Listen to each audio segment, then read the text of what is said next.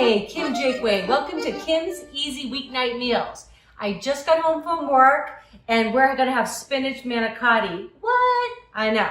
But I did all the work on prep day, okay? So I made the filling, we made a little sauce, and then I covered it all, put it in the freezer. Last night we took it out, put it in the fridge so it could defrost a little bit. I'm literally gonna pop it in the oven in a minute. It's gonna go covered for 50 minutes. I'll take the foil off uncovered for 10 minutes. But I'm gonna show you now the video from prep day.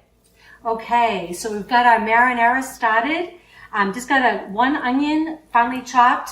Gotta go about 5 or 6 minutes just so it's a little bit caramelized.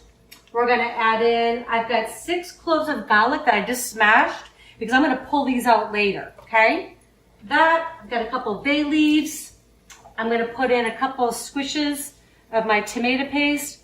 So usually I am pretty cheap, I have to say, or thrifty or frugal, however you want to say it.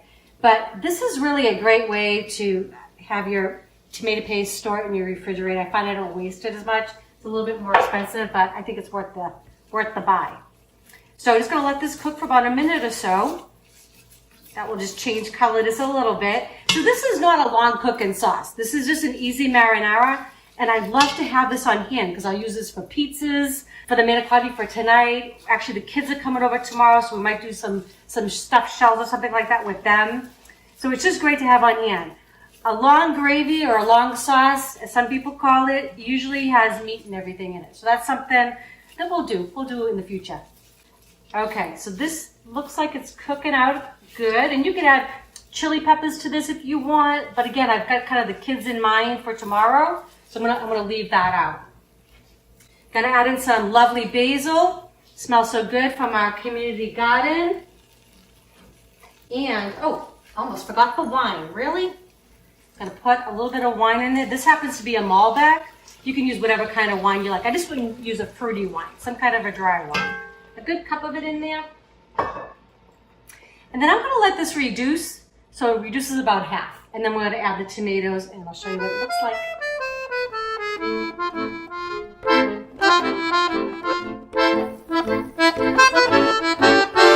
Okay, this smells so good already. I mean, come on, I got some wine cooking down there with some garlic and some basil. Yummy. I'm trying to do this without making a huge mess. And these are my famous Cento San Marzano tomatoes. I absolutely love these. Again, I paid a little bit more for these than I would for the bargain brand, but they're so worth it. San Marzanos, they're grown in Italy. They look kind of like a plum tomato, but they've got a little more of a bulbous kind of, I guess, bottom to them, but they really don't have a lot of seeds in them. And that's why they make such a great tomato for a sauce. They're sweeter, they're delicious. Absolutely try them if you haven't before. I don't think you'll go back. $3.50 a can, I think they are, but well worth it. Especially if you're saving money and all the other things, right, by making home-cooked meals. So I'm just gonna continue putting this in. I'm gonna stir it all together, and I'm just gonna let it bubble away. This does not have to cook long, about an hour, and we've got a marinara sauce.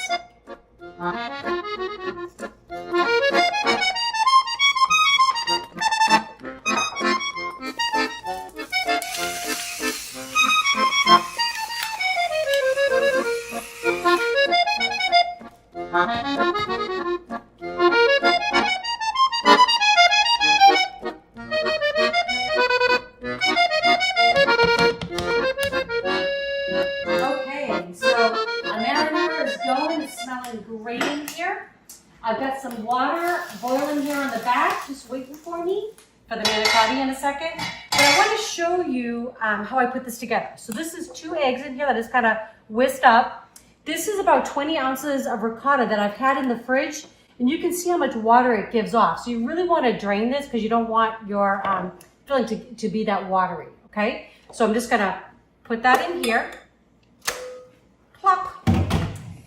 Then this is the trick with the spinach, same thing. This is the same towel I always use. I just wash it and use it again for my spinach. So what you want to do is just gather this up, and literally you're going to see how much water comes out of here. It's crazy. So you don't want that in your filling, okay? So I'm just going to do this. I'm going to add the spinach in a minute. I'm going to add some mozzarella, some parmesan, and some Italian seasoning. I'm going to mix that all up. And that's gonna be our filling for our manicotti. Yummy.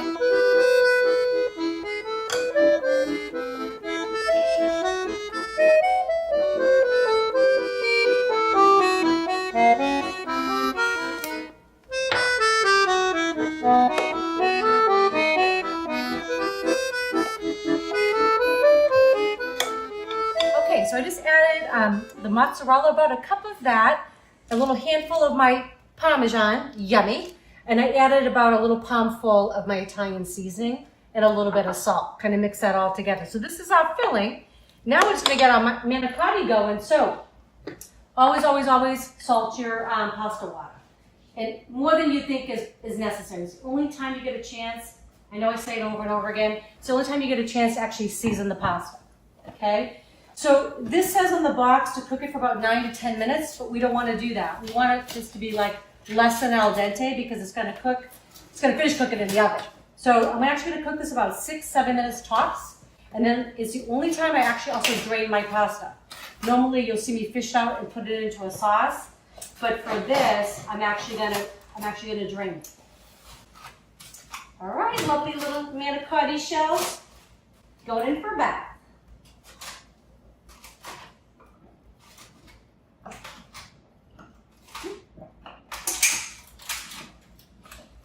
Okay. All right, so the manicotti is done. Well, not really done because it's actually less than al dente. I'm gonna give myself a little facial, a little steam burn there. Be careful. Okay, this is the only time that I actually drain and rinse the pasta because it's gonna cook again in the sauce. Normally, if I'm making just like a regular, like a ziti or a rigatoni, something like that, I like to cook it al dente and then finish it in my sauce because that way I don't rinse it. Take it right from the pot and put it in because that way the starches from the pasta will actually help the sauce actually adhere to it, okay? So I'm just gonna let these cool for just a little bit. I'm actually gonna rinse them off with some cool water and then I'm gonna show you how we stuff them and it's gonna go into the freezer for one night this week. Fabulous. Okay, so this is how we're gonna get our manicotti stuffed.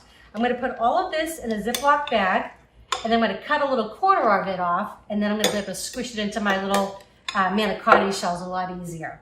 So I'm gonna do this. I'm gonna get a little bit of sauce on the bottom of this pan and then we're gonna start stuffing. Okay, so painstakingly, I've got these things stuffed. They look amazing. So all I'm gonna do now is just cover them with a little bit of my marinara, or you can put as much as you like. And you know, you could, again, you don't have to make your own sauce. I like to, I've just been doing it for a long time. But you know, use your favorite jarred sauce, nothing wrong with that. I just always like to have it on hand. We eat a lot of tomato-based things. I like to make little pizzas during the week. All right, so just finishing getting this tomato sauce on there. And what I'm gonna do is, I'm gonna cover it with a little bit of Parmesan. Love it. And then some mozzarella. I'm gonna let this cool completely. And then I'm gonna cover it with some plastic wrap and then some tin foil, nice and tightly. It's gonna go in the freezer. And then one night this week, we're gonna take it out the night before, put it in the fridge. It's gonna go in a 350-degree oven for about 50 to 60 minutes. Then you're gonna take the foil off about another 10 minutes and you're gonna have a beautiful manicotti. It's so simple to make. Don't be afraid of this being a weeknight meal. This is also great if you just have company that just pops in. What a great thing to serve them, right? So fabulous. So again, I'm gonna let this cool completely, cover with a little bit of plastic wrap, tin foil. I'll label it what it is and it's gonna go in the freezer for a night this week.